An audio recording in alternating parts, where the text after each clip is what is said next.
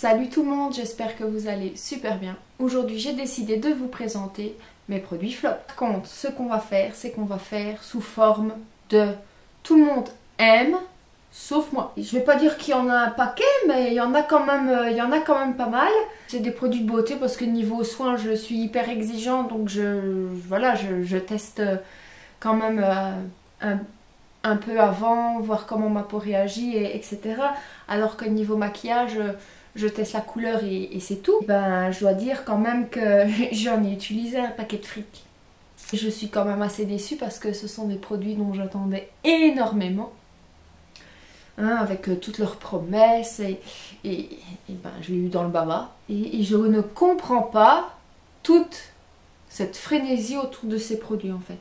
Voilà, je suis d'accord, peut-être que pour vous ça a fonctionné, mais selon moi, ils ne valent pas la peine d'avoir tout un raffut pareil autour d'eux. Il y aura donc la partie teint, la partie lèvres, la partie sourcils et la partie yeux. C'est beaucoup des mêmes produits malheureusement. C'est des catégories de produits que j'aime vraiment tester, donc par rapport aux autres, il y en a beaucoup plus, donc évidemment il y a plus de flops. Je tenais à dire que les produits que je vais vous présenter en tant que flop, pour moi ne le seront peut-être pas forcément pour vous. Donc les avis n'engagent absolument que moi. Les produits ont été testés sur ma peau, à savoir que ma peau a une tendance mixte à déshydrater. Voilà, j'espère que ça vous plaira. Si vous avez d'autres flops, vous n'hésitez pas à les partager avec moi pour qu'on puisse échanger. Il y a peut-être un fond de teint que vous n'aimez pas alors que moi je ne jure que par celui-là. Donc on commence tout de suite. Ce qu'on va faire, enfin, moi je trouve ça plus sympa, c'est qu'on va commencer du haut et on va descendre de plus en plus. Donc on va commencer par les sourcils. Aux sourcils, j'ai un produit à vous présenter. Vous le savez peut-être, mais j'adore les produits sourcils et compagnie. Par contre, j'ai tendance à utiliser toujours la même chose, contrairement au teint. C'est le K-Brow de Benefit. Donc j'avais pris la teinte 2.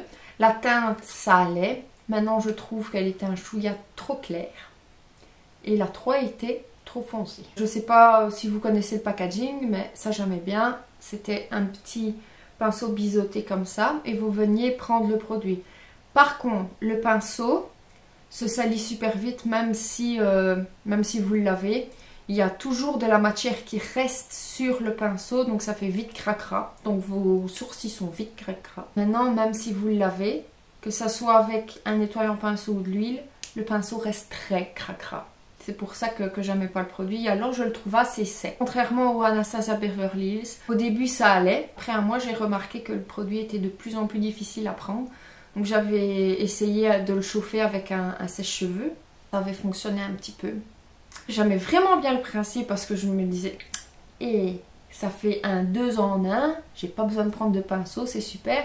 Sauf que vous êtes quand même obligé de prendre un pinceau, du moins un goupillon. Et moi il fait des paquets. Donc je sais pas si c'est moi, ma manière de le mettre qui pose problème, mais j'aime vraiment pas. Quand je vois les sourcils des filles avec ce produit là, elles ont quand même une belle masse de sourcils, alors que moi j'ai quasiment rien. Par contre, j'utilise tout le temps le Gimme Brow. Et ça, j'adore. Ça fait 2 fois que je le rachète, même s'il est quand même assez cher. Je trouve qu'il donne quand même beaucoup plus de volume. Mais ça, non, j'arrive pas. Désolée. Donc pour moi, c'est un flop. Ensuite viennent les yeux. Donc là, j'ai 3 mascaras à vous présenter. Donc je vais commencer par le Volume Million Lashes. Donc c'est le Noir Féline. Ça dit ce que ça dit, hein. C'est fait pour donner du volume aux cils, que ça en donne pas, enfin du moins pas chez moi. J'utilisais un mascara comme ça avant, j'adorais le principe, enfin j'aimais bien le fait que ça soit courbé, je ne sais plus le nom du mascara. Donc vous avez des petits picots, en fait ici vous avez quasiment pas de picots, c'est pour l'intérieur, c'est pour pas que ça fasse mal. Au plus vous vous rapprochez du coin de l'œil, au plus les picots sont grands. J'aimais bien ce principe-là. Je me disais, peut-être que j'ai trouvé mon Graal. Quand je le mets, ça va. C'est après. Déjà, il fait des pâtés, alors que quand je le mets, il n'en fait pas. Donc ça, je comprends pas. En plus, le volume tombe. Pourtant, ils sont bien recourbés. Quand je mets le mascara, ça fait un bel effet. Et après, 20 minutes après, vouf. Donc voilà, pour moi, ça n'a aucun intérêt. Un mascara pareil. Je préfère mettre 20 à 30 € dans un mascara qui tient vraiment plutôt que même peut-être 10-15 € dans un mascara qui tiendra pas quoi. Enfin je comprends vraiment pas tout ce qui est autour de celui-là. Et alors il y en a deux autres, je vais vous montrer, c'est des mascaras qu'on en entendait parler tout le temps, mais moi j'aime vraiment pas. Donc j'adhère pas à celui-là non plus. J'ai le Lash Blast Volume de CoverGirl en orange. Techniquement là c'est la brosse que j'aime pas. C'est trop gros, pourtant ça prend bien les cils. Quand j'avais vu, vous savez, la petite image qu'il y a sur l'emballage, je m'étais dit, ça va, ça n'a pas l'air d'être trop gros. Je me retrouve avec un bazar de cette taille. Non, clairement, j'aime pas. Et il faut aussi des paquets. Donc, je sais bien que les Américaines ne jurent que par celui-là et l'autre. Et l'autre, je l'ai essayé aussi. Et il a fait la même chose. Donc, le dernier mascara, c'est un mascara que vous connaissez certainement. C'est un mascara de chez Yves Rocher, c'est le Sexy Pulp. C'est un mascara ultra volume et je me demande où ils vont chercher ça. Donc en fait la brosse, c'est une brosse en hourglass, je sais plus comment on dit ça en français.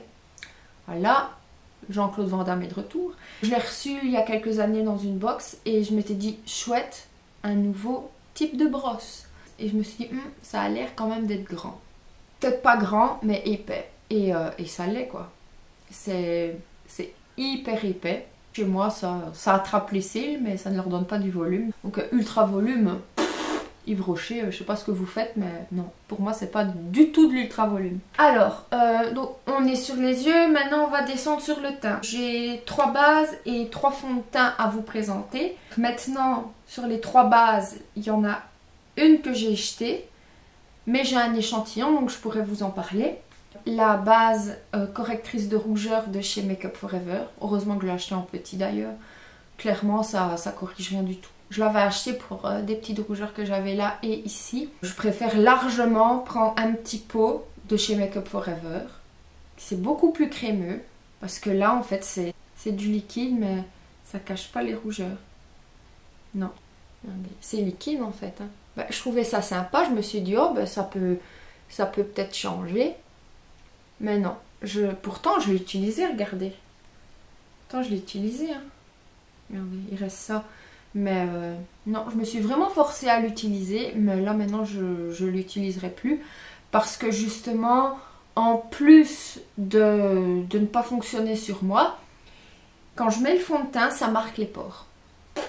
Voilà. Ensuite, je l'ai même gardé dans son emballage d'origine. Je l'ai utilisé une fois. Je lui laisse plus de chance. C'est le Matte Rescue de chez Benefit. C'est un peu comme le Professional, mais en fait c'est pour tout le visage. Le Professional c'est vraiment pour des endroits bien stratégiques sur le visage. Là c'est vraiment un gel matifiant. J'ai utilisé l'été dernier quand j'ai eu une poussée de boutons et de peau grasse. J'avais un échantillon et j'avais adoré l'échantillon. Et donc j'ai recommencé à avoir la peau grasse vers le mois de novembre, décembre. Je me suis dit je vais le racheter. Et là, je l'ai mis, nickel, je mets mon fond de teint, ça pluche. Donc je comprends vraiment pas, j'ai vu des bonnes revues sur le produit, j'ai vu aussi des mauvaises, hein, voilà, comme moi je peux faire. Mais je me suis dit, oh ils sont quand même durs, c'est un chouette produit. Et ben non, en fait ils sont pas durs. Donc en petit échantillon, il va super bien. Et en format d'achat, il va vraiment pas, enfin je comprends pas. Donc, Et le dernier produit, je vous l'ai mentionné un petit peu avant, c'est le Professional de Benefit. Je l'ai utilisé pendant toute mon adolescence. Il m'allait super bien. Par contre, je savais pas qu'il y avait des silicones dedans parce que je ne faisais pas attention. Il y a des silicones dedans, comme dans les 3/4 des produits. Hein, donc moi, ça me pose pas de problème. Mais j'avais des boutons avec. Donc je me suis dit, c'est quand même pas normal. Mais quand vous êtes ado et que vous n'avez pas spécialement, que vous n'êtes pas spécialement dans une branche d'esthétique ou si vous ne vous intéressez pas spécialement au maquillage, bah vous faites pas spécialement attention. Et là, j'ai voulu le retester. Il y a quoi, il y a 1 an. Et je l'ai racheté. Oui, mes pores étaient cachés. Mais à quel prix? J'ai chopé des boutons et des micro-kystes ici. Donc j'ai dit ça, c'est fini. C'est ce produit-là. Je le savais très bien que c'était ce produit-là. Je suis déçue parce qu'en partie, j'adorais ce produit-là quand j'étais ado. Maintenant, je ne faisais absolument pas attention à ce que je portais sur ma peau. Toute cette frénésie autour de ce produit-là, je ne le comprends franchement pas. Enfin, je ne le comprends plus, parce qu'avant, je le comprenais, mais maintenant, je ne le comprends franchement pas. Et en plus, quand vous le mettez sur votre peau, c'est agréable, hein, c'est crémeux. Et vous le mettez, vous le faites rentrer, c'est un effet velours. Donc moi, je trouvais ça sympa au début, quand vous mettez votre fond de teint après. Enfin, du moins, moi, quand je mets mes fonds de teint. Alors peut-être que j'utilise mal mes fonds de teint, ce que je doute quand même, parce que j'ai d'autres produits que je mélange avec et j'ai pas ce problème-là. Je comprends vraiment plus la frénésie avec ça. Peut-être qu'ils ont reformulé le produit, mais en tout cas, moi, je ne la rachèterai plus du tout. Voilà. On a ensuite les 3 fonds de teint. Donc, il y en a un, je vous en avais déjà parlé. Le Charlotte Tilbury. Voilà. Le Magic Foundation que j'ai acheté à Londres, qui coûte un bras. Enfin, pas plus que les autres fonds de teint. Et qui promet monts et merveilles. Et qui ne fait absolument rien de ça. En plus, j'ai acheté le pinceau avec. Donc, 45 livres le pinceau, j'avais mal au cou. Je suis super déçue parce que, en fait, j'adore Elsa Makeup. J'adore ses vidéos. Mais sur ce coup-là, je la comprends pas. Parce que d'habitude, quand elle me propose des produits, j'adore direct. Hein, je vous le cache pas, j'adore les produits qu'elle propose. Là, le Magic Foundation, là, je comprends pas. Par contre, la couleur est tip top sur mon visage. C'est exactement la couleur qu'il me faut. Et ça, je suis quand même pas mal dégoûtée. Ouais, je suis bien dégoûtée. Ensuite, j'ai le Remarkable de Marc Jacobs. Voilà. Tout le bazar autour de ce fond de teint, je comprends pas. Il marque les pores. Il est cakey. On voit que vous portez du fond de teint. C'est un fond de teint concentré couvrance totale. D'accord, c'est un couvrance totale. Là, ici, j'ai le Studio Fix Fluid de MAC. Je le porte aujourd'hui. C'est un couvrance moyenne à totale. Il marque rien. Il est super. Et ça, autant la base à la noix de coco, j'adore. Autant ce fond de teint là, j'aime pas. Donc, j'ai essayé de le mettre à la Beauty Blender. J'ai essayé de le mettre avec un pinceau comme ça. Avec un pinceau comme ça. Avec un pinceau comme ça. J'ai essayé avec un pinceau comme ça. Même essayé au doigt, ça fonctionne pas. Et enfin, le dernier fond de teint, c'est le All Nighter Foundation de chez Urban Decay. Voilà, même chose que pour le Remarkable de Marc Jacobs. C'est un couvrance total. Il promet aussi la même chose que le Marc Jacobs. Et il fait exactement la même chose.